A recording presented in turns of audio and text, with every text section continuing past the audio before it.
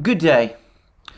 Compared to yesterday's monumental video, today's will be a lot shorter, largely because we're getting much less information from the battlefields in Donbass and to some extent now in places like Kharkiv and southwest Ukraine, Kherson region and the rest.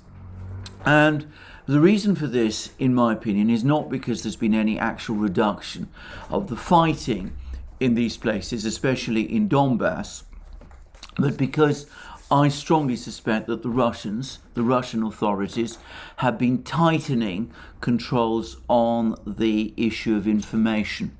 Now, I should say that there are some very fine war correspondents, both on the Russian and on the Ukrainian side, and there's an army of bloggers on each side, many of whom, in my opinion, are extremely capable and who provide very, very good explanations of the nature of the fighting.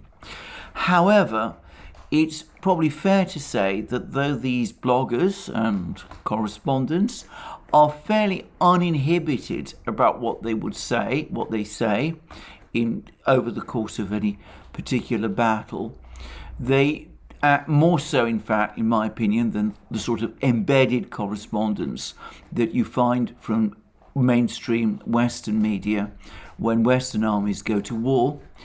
It is also true that, especially on the Russian side, they are very sensitive to requests. I put the word requests in quotation marks, from the Russian military authorities to dial down their reporting when the situation requires it. And we've seen this happen several times over the course of this war, and it's happening again. And why is this the case? Well, there's a very straightforward explanation. I think it's mainly intended to conceal or to damp down information about the redeployment of Russian forces, not to give away the fact that Russian military units are being reorganized, re-equipped, moved around the battlefields, things of that kind. All of which strengthens my opinion, by the way, shared by other people like Douglas McGregor and Daniel, other commanders, Lieutenant Colonel Daniels, that there is in fact Daniel Davis, that there is in fact a major Russian military push being prepared, probably for August. And at the moment, certainly, the primary battles in northern Donbass, in Donetsk region, remain those for Siversk, Solidar and Bakhmut. The Russians are very close to all three of these places, and gradually, ever more gradually, they get closer to them. They cut them off. They weaken the Ukrainian forces there. They prepare for the major offensive that's going to break through this line and then lead to the investment and eventual capture of Slavyansk and Kramatorsk. So that's what it seems to me is happening in Donbass. We get dribbles of information, but not the floods of information that we were getting 3 weeks ago at the time of the end of the Battle of Lysychansk, because, as I said, the Russians don't want their moves to be widely talked about or publicized. Now, the Military Summary Channel has provided some rather interesting information about the Ukrainian attacks on the bridges in Kherson region. And again, the overall purpose of the shelling, I think is now fairly well established, is to try to cut Russian communications off across the Dnieper River to the Russian forces that in this part of Ukraine have established themselves west of the Dnieper River. So that's why we've seen attacks on the Antonovsky Bridge, on the dam with the railway bridge, and now on this bridge some distance away on the Ingulets River. That's why these bridges have been attacked. And in fact, we've had reports about this now, even in Western media. The Daily Telegraph carried out a report about this. Now, I'm going to say something about these reports. There's now film and photographic evidence of the Russians carrying out repairs to the Antonovsky Bridge, and the expectations are that that will be back in service before very long. And that suggests that the Russians feel that they have secured the air defenses around this bridge, that they don't expect more HIMARS missiles to break through the air defenses, and that's protecting this bridge.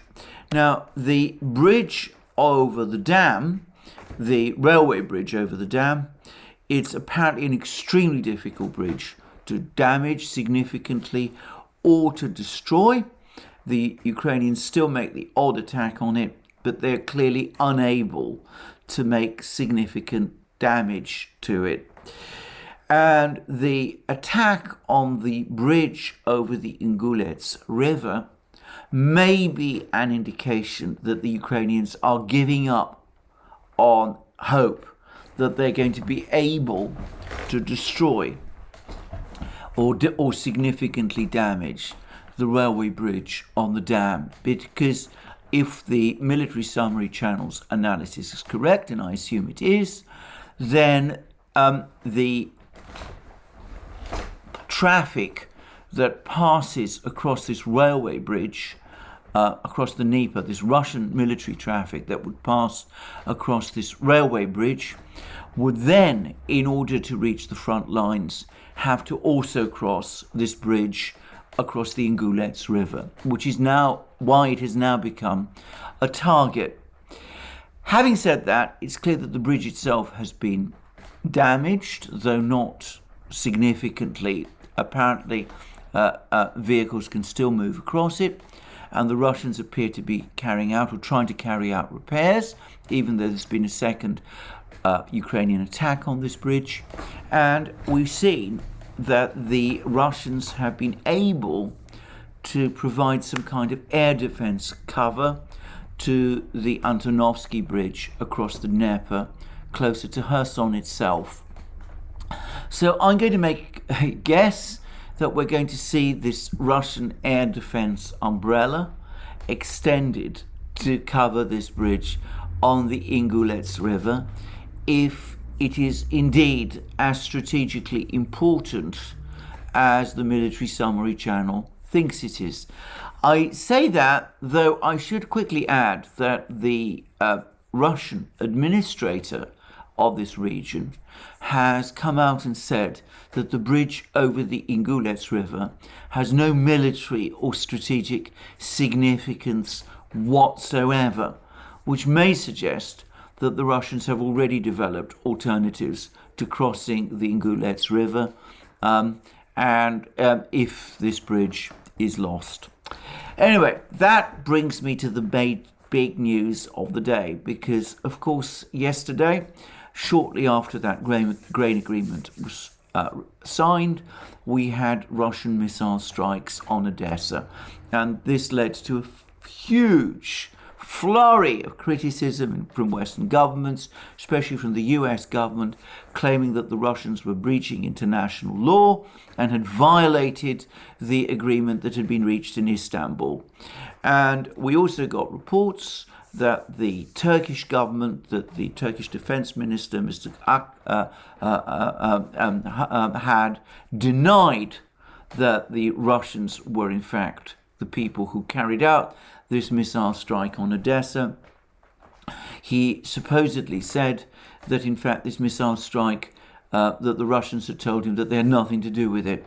Well, the Russians did carry out the missile strike on Odessa. They've straightforwardly said so. Both the Foreign Ministry and the Defense Ministry have confirmed as much. They've said that the missile struck various military targets in Odessa, but that they did not affect in any way the grain supply parts of the port, and that they did not interfere with the export of grain from Odessa harbour. Now, we don't have the text of this agreement, and in fact I understand that it isn't just one agreement or at least one text. It seems that there's a whole flurry of documents and papers which have all been agreed together. They've all been I've not seen copies of these, and my strong suspicion, as I said, well, it's been confirmed in fact, that parts of this agreement, all the sides have agreed should be kept secret. So we don't have the text of this agreement, but what we know about it all but confirms that these missile strikes on Odessa do not breach the terms of the agreement in any way. It's important to stress that the agreement is not a ceasefire agreement. The Russians have never at any point in time said that they would cease to attack military facilities, Ukrainian military facilities in Odessa, or what they say are Ukrainian military facilities in Odessa. And that was what this missile strike supposedly or allegedly, according to the Russians, did. The Russians have consistently refused to impose upon themselves any kind of ceasefire. They did so briefly at the start of the war. In fact, the day after the war began, when President Zelensky seemed to be open to the possibility of ceasefire talks or peace talks, and when the Ukrainians also seemed to be floating the idea that they would give up membership of NATO. And Putin briefly ordered for a day a ceasefire, very much against the wishes of the Russian Defense Ministry. And then, of course, the negotiations were delayed. The start of the negotiations were delayed. And then when they began, they went absolutely nowhere. And the Russians ever since have said that they will never do anything like that again. So there is no ceasefire provision in this agreement, nor does this agreement say that the Russians would not attack what they claim are military facilities in Odessa. What the agreement says is that the Russians will not interfere in merchant shipping from Odessa that is used to export Ukrainian grain, and of course that will be subject to checks which will be carried out by Turkey, and that Russia also will not take advantage of any demining of Odessa or of Ukrainian ports, which is undertaken in conjunction with this export of grain. But note again that the Russians have only promised that to do this, or rather not to take these steps, not to interfere in merchant shipping or grain export shipping, not to take advantage of demining for 120 days. In other words, this is a time-limited agreement. It's not intended to be open-ended. So this is only a very limited agreement, a very partial agreement, and in no sense is it a ceasefire, and in no sense is it a announcement by the Russians or a commitment by the Russians not to carry out military strikes on Odessa itself. So I can't see myself how this agreement, how rather these missile strikes violate the agreement that was reached in Istanbul. I don't know why those Russian officials told the Turks that Russia had nothing to do with this missile strike when it clearly did. And I wonder whether it's just the Turks made up that story in order to keep the Istanbul agreement on track. I mean, I just don't know. But the fact is that the Russians straightforwardly carried out those missile strikes. They are admitting as much, and so far as I can see, on the basis of the limited information about the agreement that we have, it seems that it does not violate the agreement in any way. So I think I will just make those points. Now, why did the Russians carry out this missile strike the day after the agreement was signed? Well, perhaps certain military targets presented themselves for attack. I think a more plausible explanation is one I've seen on Russian telegram channels, that that the missile strikes were intended as a pointed reminder to the Ukrainians and to the rest of the world that this is not a ceasefire agreement, and that the Russians have not said that they will not conduct missile strikes on Odessa. Anyway, enough about this. That seems to me to be as much as we know at the moment about the military situation. I expect that the Battle of Siversk, where, as I said, the Russians are clearing the heights around Siversk, will be over fairly soon. And I also expect that there will come a point when we will start to see this big Russian offensive start to roll out. These offensives that the Russians have launched in Donbass have been protracted affairs because of the nature of this highly urbanized landscape that I've been talking about. But I would also say again, once Donbass has been cleared, we will start to see the tempo of the war accelerate.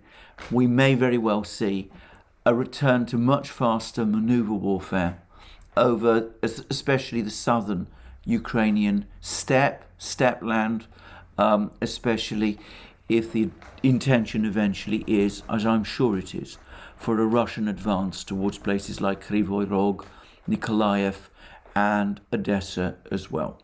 Anyway, that's where we are.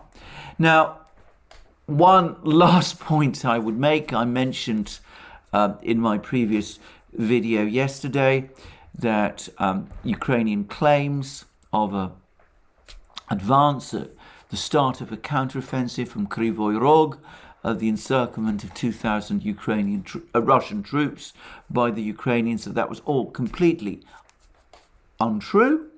The Ukrainians, Mr. Arestovich, the sole begetter of that particular story, have now admitted that it was untrue. And in fact, there was some sort of a Ukrainian advance. Like every other Ukrainian advance on Kherson region up to now, it was repulsed with heavy losses. Now, the big question is, are these advances for real? Are the probing attacks being held back, preparing for this big Ukrainian offensive, which will take place once these rivers across the Dnieper and the Ingulets are destroyed, if they ever are? Or is it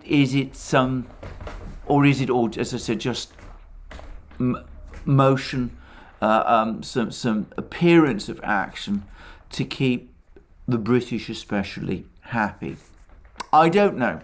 One thing I will say is that Boris Johnson, who remains Prime Minister of Britain, remains as committed, some might say obsessed, with Ukraine as ever. He apparently is planning that his last trip as Prime Minister will be to Ukraine, where he will meet his close friend Vladimir Zelensky. Apparently he's planning a third trip to Ukraine in the next few days whilst he remains British Prime Minister. I have to say, I find this extraordinary. I think that when people look back at the events of Boris Johnson's premiership, I think many of them will feel that one of the reasons it went completely off the rails is because of the extent to which Johnson himself became obsessed with Ukraine and lost sight as a result of the political situation in Britain and lost contact with his MPs and ministers in the British government and in the British Parliament, and as a result was unprepared for the political coup that was eventually launched against him. Anyway, that's my own view. I'm going to turn now to that announcement on Friday by the Russian Central Bank that interest rates have been cut in Russia by 150 base points. Interest rates in Russia have now fallen from 9.5% to 8%. I think I'm right in saying that they're now lower than they were before the war started. And interestingly, in fact remarkably, the ruble, in response to this interest rate cut, only lost a small amount of ground. It has remained overall fairly steady. There's furthermore been moves in oil prices. Oil prices have dipped over the last few weeks, then they've risen again. But unusually, the ruble didn't track oil prices in quite the way that it usually does. So it didn't fall with oil prices and then rise again when oil prices rose. It remained steady in the mid-50s to the dollar throughout that oil price adjustment. And that is very strange, and it begs all kinds of questions because it's not what one would have expected at all in a situation like this. But putting it aside, I should say that it also begs questions for me about that surprising sudden weakening of the ruble that we witnessed about 3 weeks ago, when the ruble fell from the mid-50s to the dollar. At one point it hit 67 to the dollar. And I've now come round to the view that this had nothing to do with the movements in oil prices or the movements in gas or other energy prices, that it must have been an attempt by someone in the Russian power structure, the central bank or the finance ministry. There must have been a concerted attempt to weaken the ruble to help Russian exporters, and that someone in Russia, as a result, was systematically selling rubles in order to try to push the ruble back to the exchange rate of 70 to the dollar, which is the optimal exchange rate, or so the economics ministry would have us think. Well, if that was the case, then the attempt failed. The underlying dynamics still make for a strong ruble, and it continues at the moment to trade at around 58 to the dollar. We'll see whether it stays at that level for the moment, but to be frank, I can't see any obvious reason why that position should change. And given that the easing of sanctions that we are now starting to see, which I discussed in my previous program, I would have thought that would point to a further strengthening of the ruble, or at least a stable ruble, over the next few weeks. Of course, things can change. Currency movements are volatile. The ruble is still, to a great extent, an emerging currency, emerging market currency, with all the volatility that implies. I think that's wrong, by the way. I don't think it should be, but there it is. That's the market perception of it. It's not impossible that we will see the ruble fall sometime in the autumn, but for the moment, it remains steady. But perhaps the more interesting point about this is not the movements in the ruble itself, but what the central bank has told us now about the overall state of the Russian economy. And we had a very interesting statement from the Russian central bank chair, Elvira Nabiullina, Now, as I said, many people have come around to the view that she is an outstanding central banker, and with very heavy qualifications, I would say that she has indeed been a successful central banker, a very successful central banker, certainly in her management of the response to the sanctions that the West imposed on Russia in February. Those were intended to smash the Russian economy, to trigger a financial crisis, a hyperinflation crisis, to reproduce in Russia the events of 1998, when Russia defaulted on its debt, its banking system collapsed, its entire financial system collapsed, and Russia experienced what was almost a hyperinflation situation. Didn't quite evolve to that, but inflation in 1998 in Russia was extremely high. I should say that I was actually present in Russia for a brief period whilst all that was going on, and I can remember the mood in Russia at that time.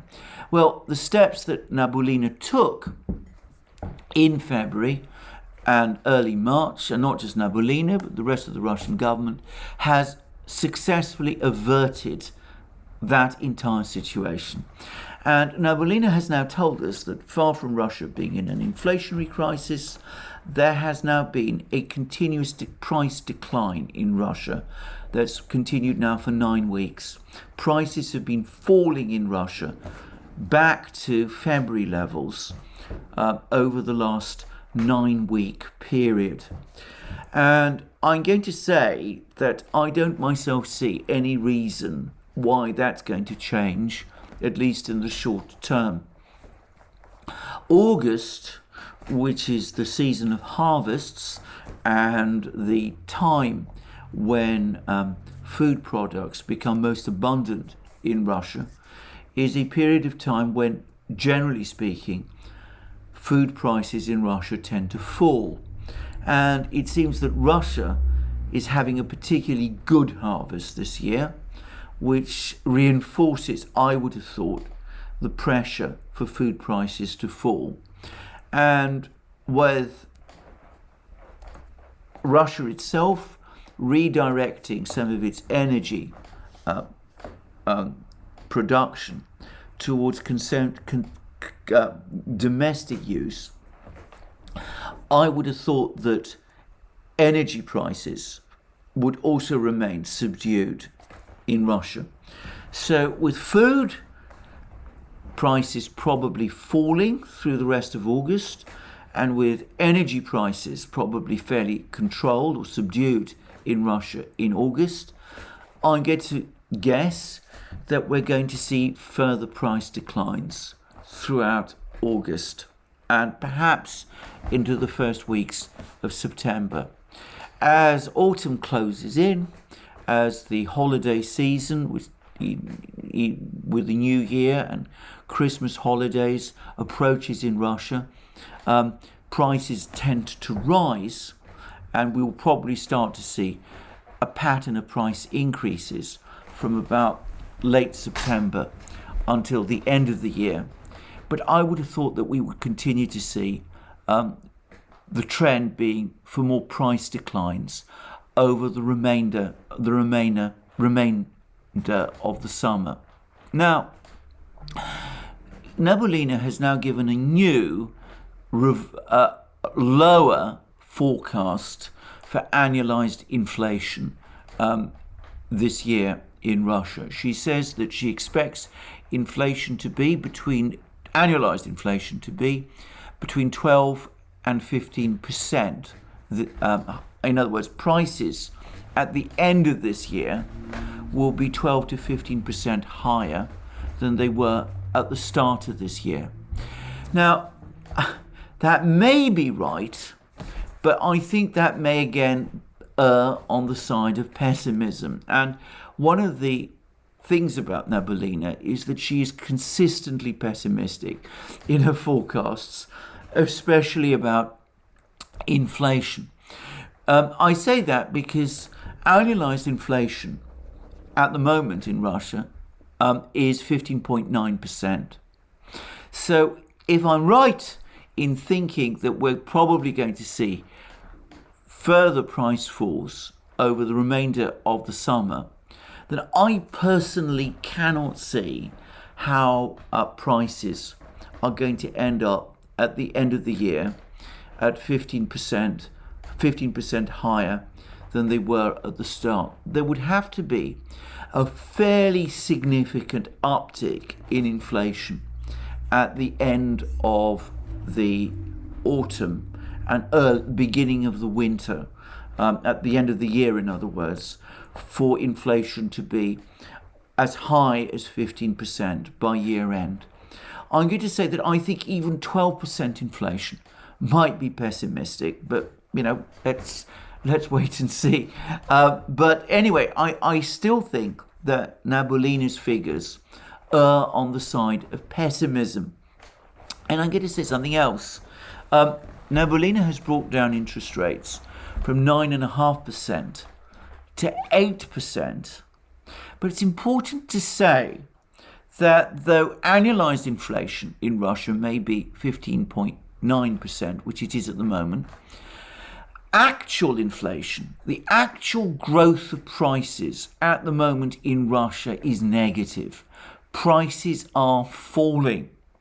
So what is actually increasing in cost in Russia at the moment is money. It means that real interest rates in Russia at this moment are into the very high positives. They're more like 8%. They're actually higher than they were at the peak of the crisis in late February and early March. And I have to say, given that that is so, that must be another reason why the ruble is so strong. And Nabolina herself pointed to all of this when she said that the Russians are increasingly keeping their money in the bank, savings are rising. She says that this is overall a good thing because it gives people more confidence in the future, which I'm sure it does. But the fact is, interest rates at 8% are still very high in real terms, given the actual state of the economy. The annualized rate of inflation in Russia may be 15.9%, but as Nabolina herself admitted, that huge pricing, that simply reflects the surge in prices that took place in March, when prices rose more than they should, more than they needed to, because of the measures she took in place, with that price surge now going into reverse and steadily into reverse. And Nabolina said something else which was quite interesting as well. She said that, she didn't put it in this way, but she said that fears that companies would run out of stocks, that because of restrictions in Western exports, there would be accumulating supply shortages and that Russian companies would lack reserves, and that this would cause cutbacks in output, in other words, a major crash in output, and that as a result, that might lead to inflationary problems in the future. Well, that is not turning out to be the case. The reason is that Russian companies have been more successful in holding on to, in building up their stocks, their reserves of components and supply of components than had been expected, and that these remain at roughly the level that they were at the start of the crisis.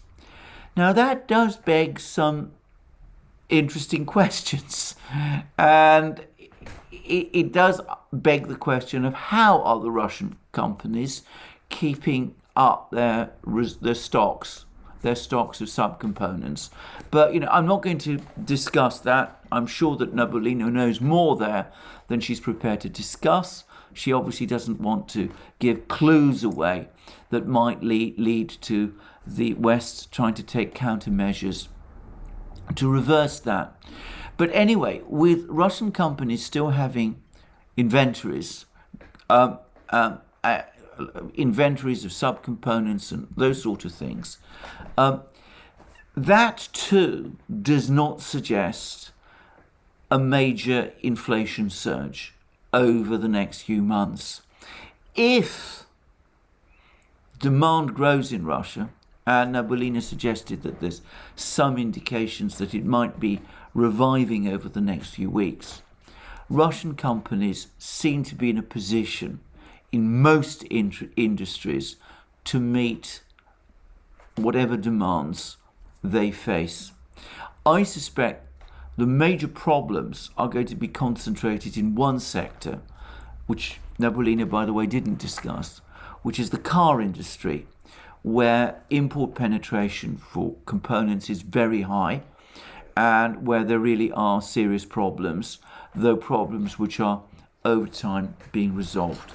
Now, Nabolina did say that there's problems with investment spending, and I'm sure this is true, but of course that's unsurprising given, as I said, given what I said about the very high level of interest rates.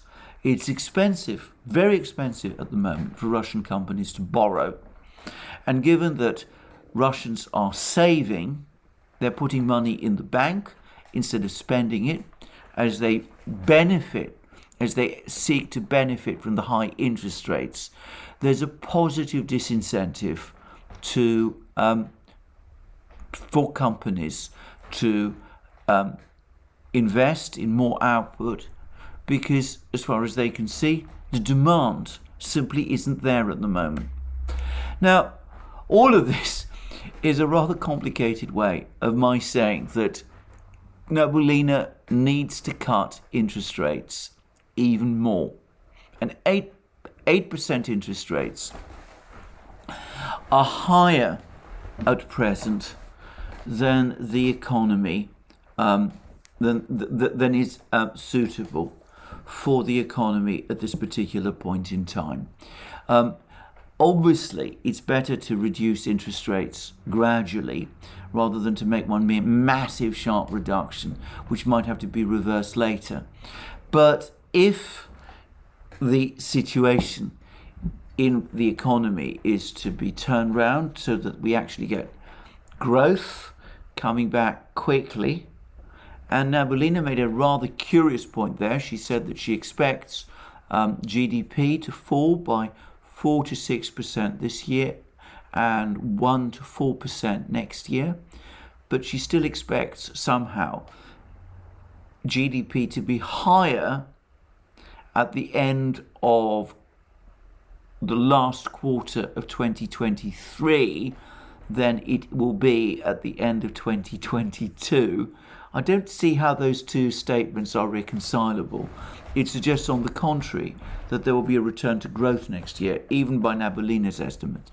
But if Nabolina wants to see a faster growth recovery, then it seems to me she needs to cut interest rates more.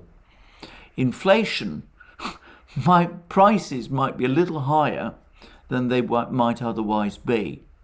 But given that we are looking at a situation of declining prices, then it does seem to me that there is plenty of leeway at the moment to cut interest rates. And if the Russian central bank and the Russian government really do want to see the ruble soften, then they will have to reduce interest rates in order to do it, because at the moment the very high interest rates within Russia, and 8% positive interest rates, is very high. It's much higher than what you see obviously in any Western economy. Those very high interest rates must be creating a demand for rubles especially within Russia itself.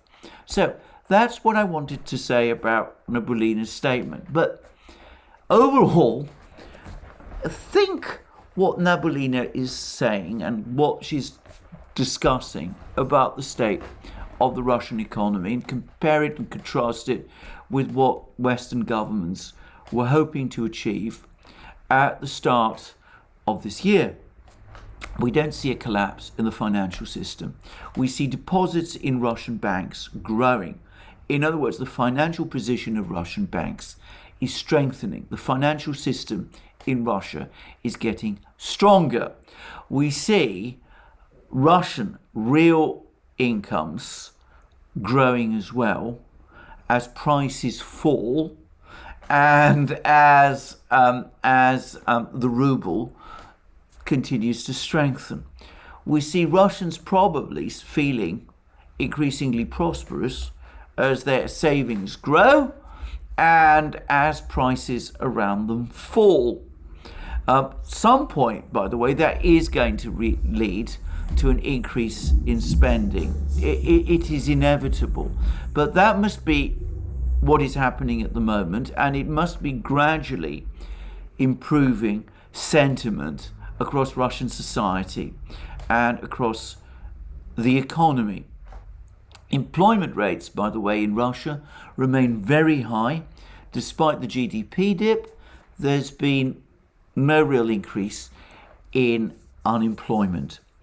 And overall, what we see, instead of a hyperinflation crisis, we see falling prices, and we see the central bank now talking about a GDP fall of perhaps 4 to 6%, perhaps more plausibly closer to 4 than 6%, and that might be also prove to be excessively pessimistic. The central bank's predictions about the performance of the economy have been consistently pessimistic up to this point.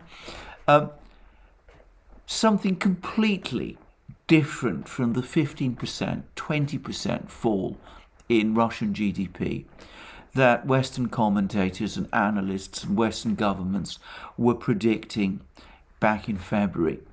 We see, in other words, a completely different picture. One of over-tight monetary policy, or at least so it seems to me, squeezing, suffocating economic growth. That has been, by the way, the consistent story of Nabiullina's stewardship of the central bank, but a macroeconomic picture that is extremely stable. And she continues to predict, by the way, that by 2024, inflation in Russia will have fallen back to its target of 4%. And here again, I would say that Nabiullina's predictions about inflation in the past have consistently erred on the side of pessimism. She has repeatedly in the past overshot her inflation target. She's ended up with 2% inflation, sometimes even lower inflation, as against the inflation target of 4% that she sets herself. And I would not be surprised if, on present trends, she does the same thing. Now, what about all this talk that we constantly hear about the Russians struggling to replace all these things that they've been importing from the West? Now, the important thing to say is, of course, that what the Russians import from the West tends to be either components for finished goods, things that you use to make cars or clothes or those sort of things, or some high technology equipment, machine tools and such things. Russia actually is not a huge importer in the way that some other economies are. It has a pretty solid, pretty big industrial base, and it actually produces most of the goods that it consumes, especially at the heavy industry side of things, and of course it is largely self-sufficient in food, and it is entirely self-sufficient in energy.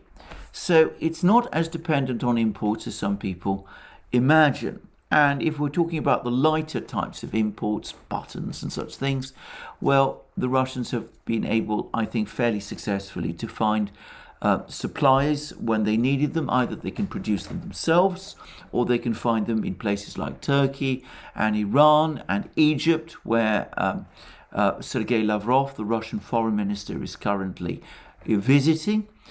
And I don't think that that's a major problem.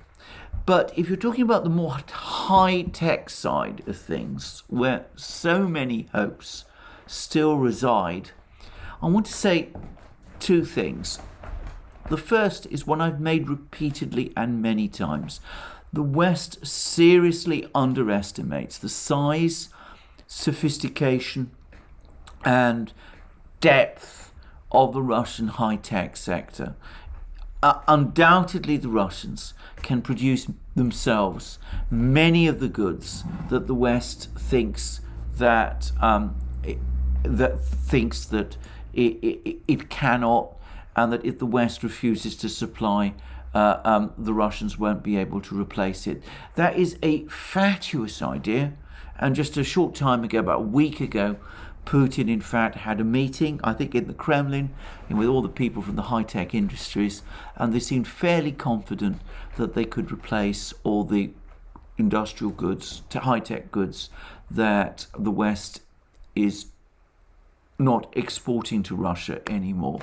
And Putin, in fact, made it very clear that as far as he's concerned, self-sufficiency in high-tech goods is the overriding priority, with Russia going where China led, reproducing a continuous chain, a complete chain of high technology goods, so that every part of industrial products is sourced can be sourced from Russian producers. But in the meantime, it's also the case that the Russians can import goods from other high-tech producers. And of course, as I've pointed out in the past, if we're talking about chips, the major imports of chips that the Russians make are from China and Malaysia, neither of which have in fact imposed sanctions upon Russia. Now, thanks to the Moon of Alabama, I found a reference to a trade journal which said that the Chinese are now very close to the point of producing the most powerful and sophisticated chips comparable to those being made by South Korea and Taiwan. Now, it's only one article. It's fairly vague, but for the record, I think it's probably true. Now, if the Chinese can do that themselves without borrowing from, using Western patents and things of that kind, then there's no reason why the Chinese cannot sell these chips to the Russians. It wouldn't infringe any Western sanctions. The West would find it impossible anyway to keep track on these chip sales, and the problem for very high-end chips is solved. So it seems to me that when one looks at this whole situation with the sanctions, it's clear that the Russian economy has rolled with the punches very successfully and is now coming back faster than its own central banker seems able to acknowledge. She's been pushed into making a bigger interest rate reduction than the one that she anticipated she would make a few weeks ago when she was last discussing her interest rate policies. But she's now made a big cut in interest rates, and I think myself, given the realities, we're going to see more cuts in interest rates in Russia fairly soon. And I personally think that if present trajectories are followed. We will likely see more